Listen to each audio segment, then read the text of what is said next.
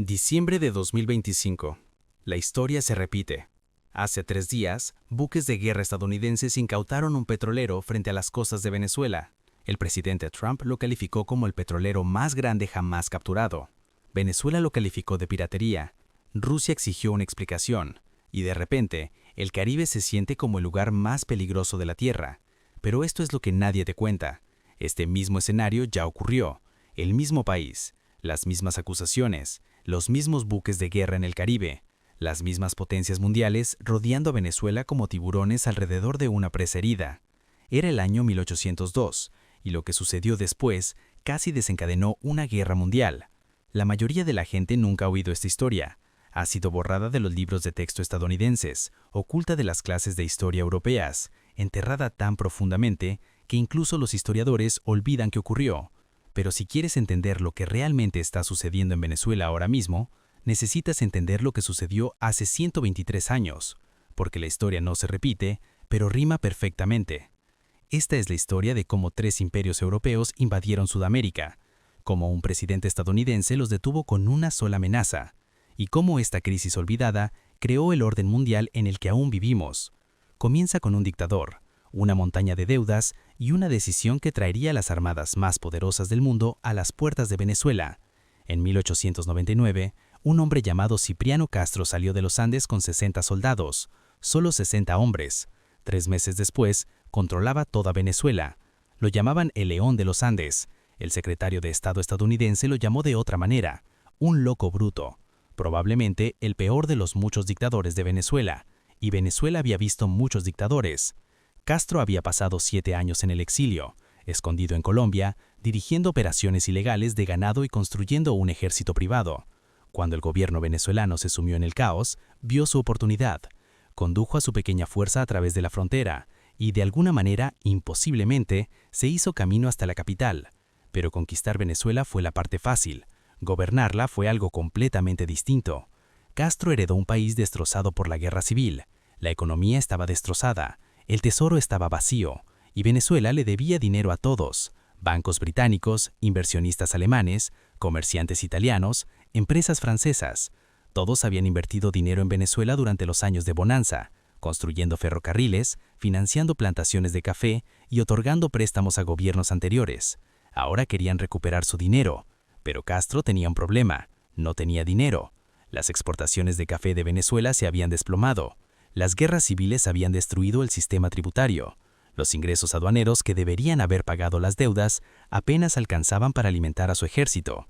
Así que Castro hizo lo que suelen hacer los líderes desesperados: ignoró el problema.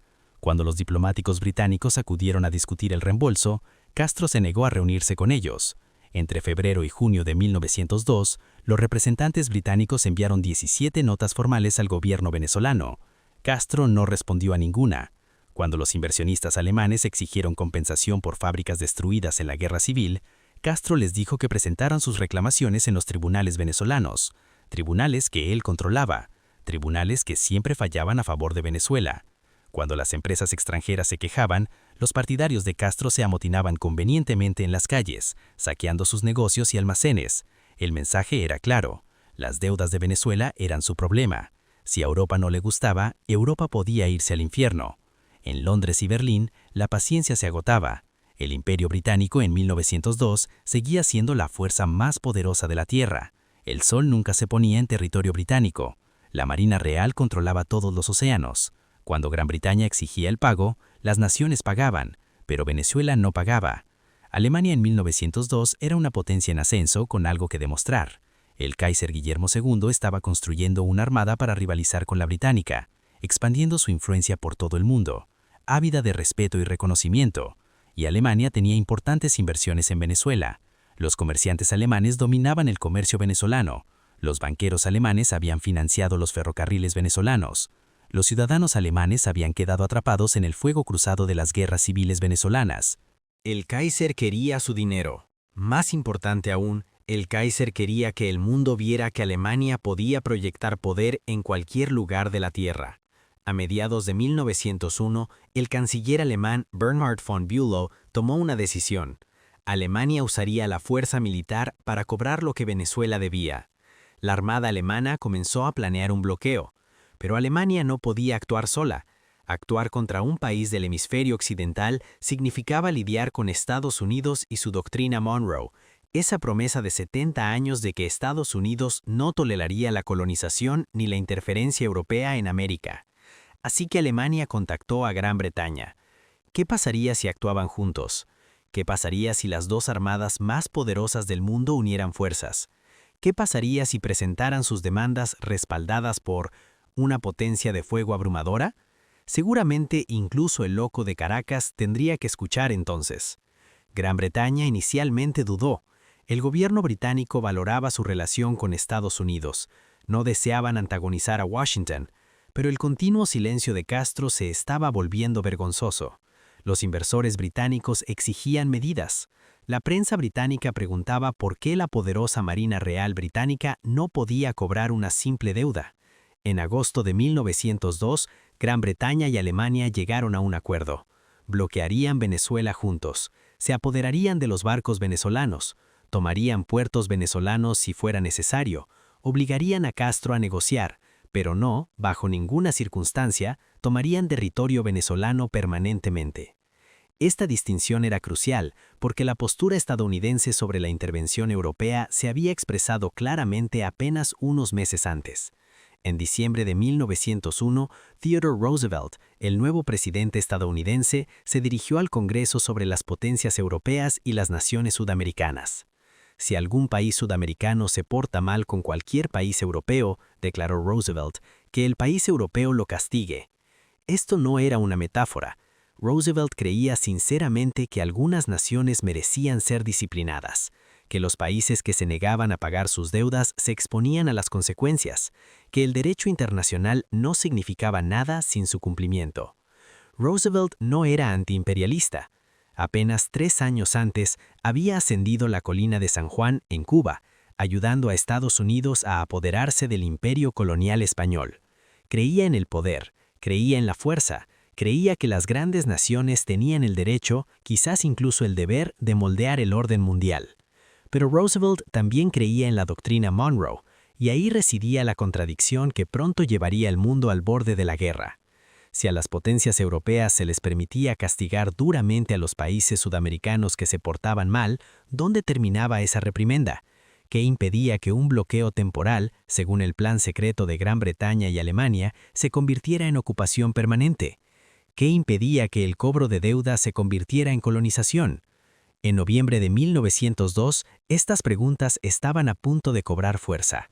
Los gobiernos alemán y británico notificaron formalmente a Washington sus intenciones. Iban a bloquear Venezuela, iban a confiscar barcos venezolanos, iban a obligar a Castro a negociar, pero prometieron no tomar ningún territorio permanente. Roosevelt aceptó sus promesas. El bloqueo estaba programado para diciembre, pero algo estaba sucediendo ese noviembre que las potencias europeas no entendían por completo. En los puertos de Puerto Rico se estaban reuniendo buques estadounidenses. La explicación oficial era que se trataba de ejercicios invernales rutinarios, maniobras de entrenamiento, nada que ver con Venezuela, pero el hombre al mando de esos barcos no era un almirante común y corriente. George Dewey se había convertido en héroe nacional 4 años antes al destruir la flota española en la bahía de Manila.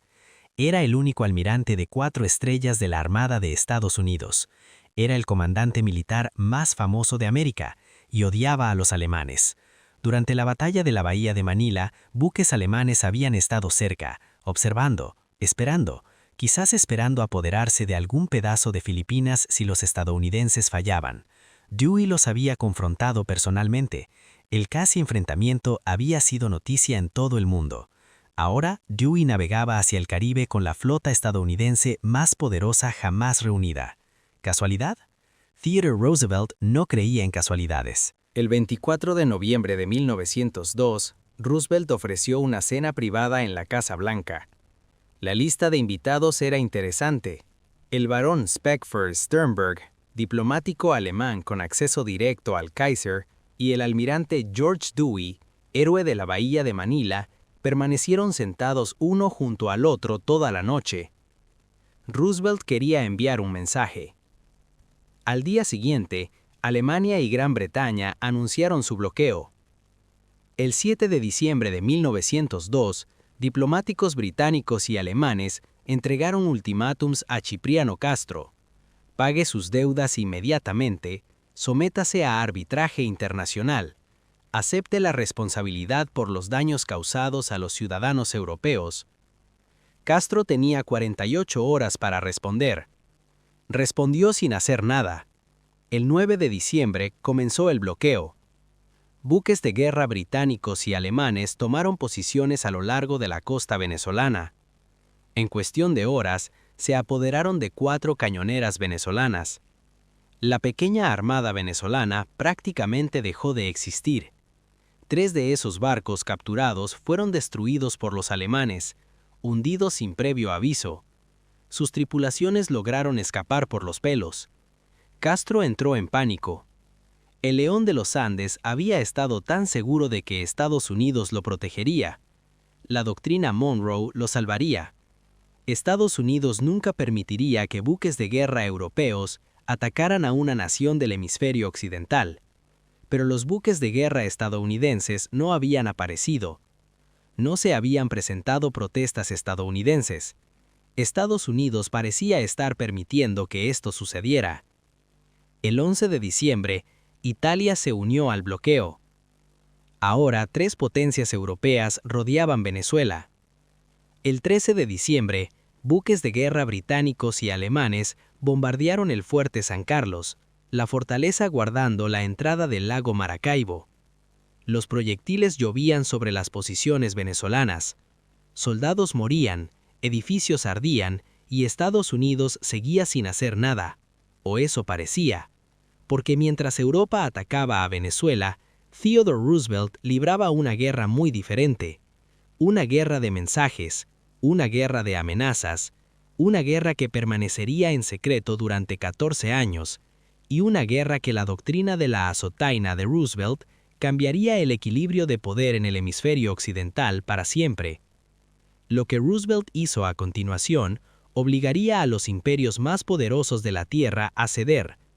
Crearía una nueva doctrina que regiría la política exterior estadounidense durante un siglo, y sentaría las bases para una confrontación que aún se desarrolla hoy en las mismas aguas, sobre el mismo país y con los mismos riesgos. El Kaiser pensó que Roosevelt estaba fanfarroneando. Se equivocó. El 8 de diciembre de 1902, un día antes del inicio del bloqueo, Theodore Roosevelt convocó al embajador alemán a la Casa Blanca. Theodor von Halban era un diplomático de carrera, experimentado y cauteloso.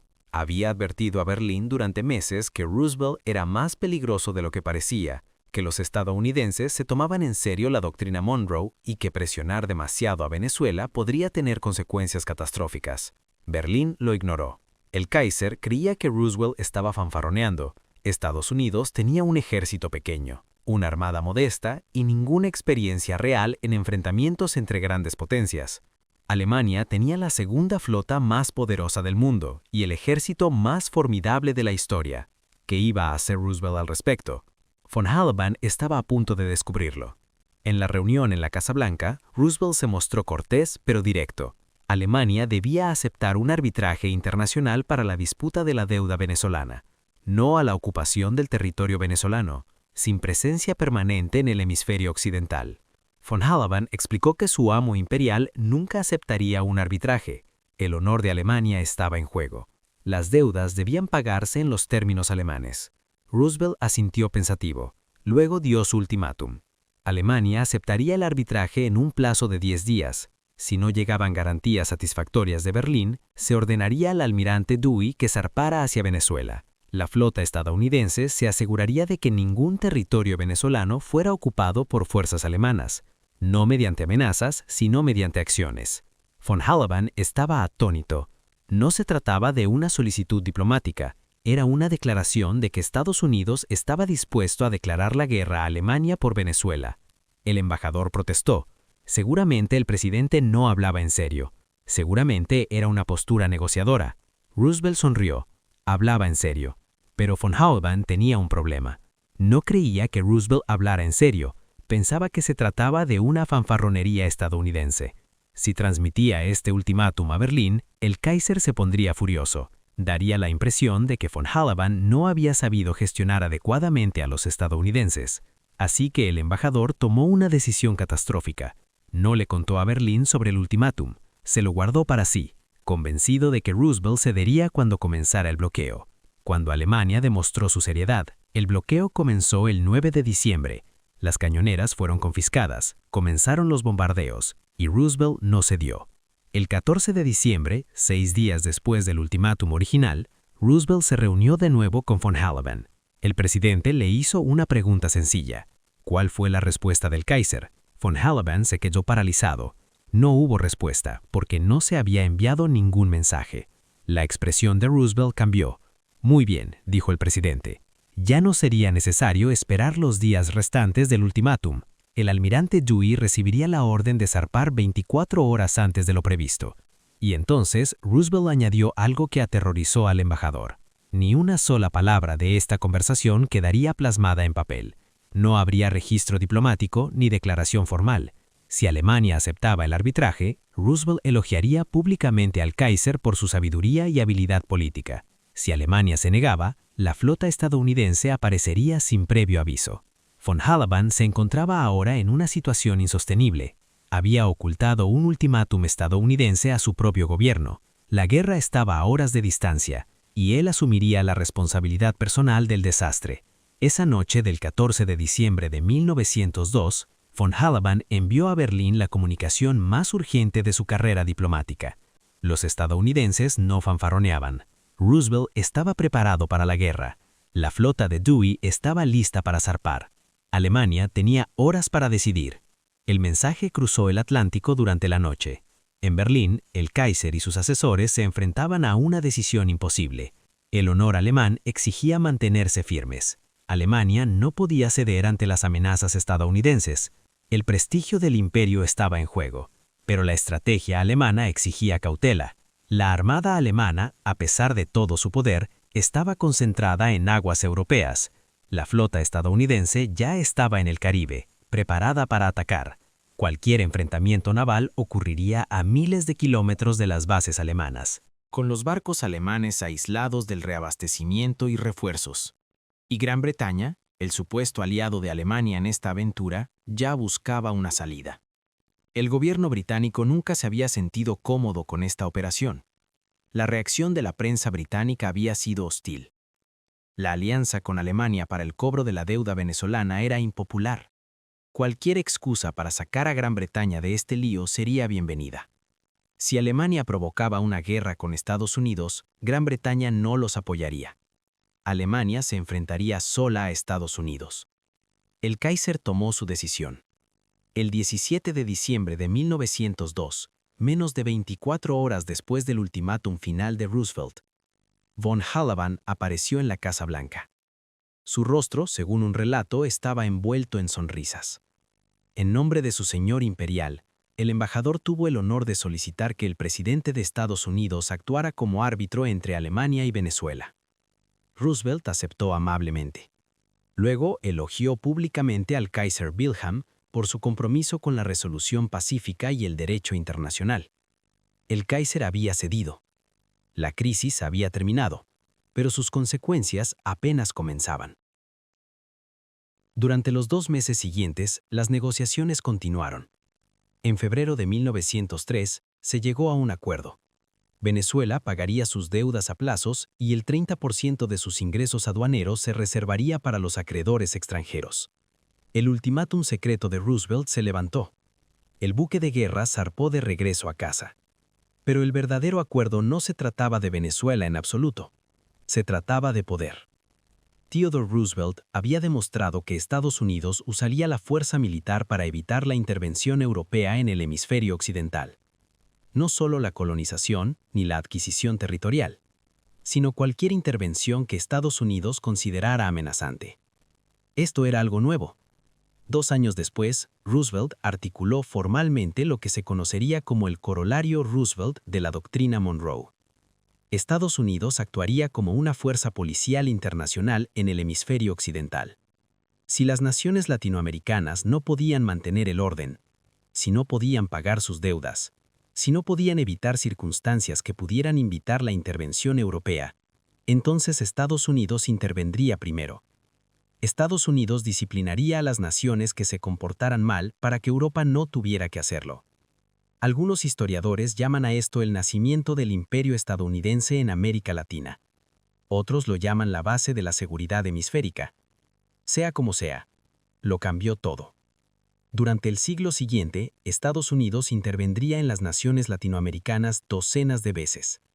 Ocupaciones militares, apoyo a golpes de Estado, presión económica, todo justificado por el principio que Roosevelt estableció en 1902.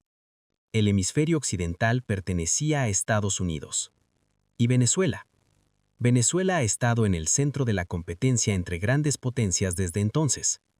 En la década de 1940, Venezuela se convirtió en el mayor exportador de petróleo del mundo.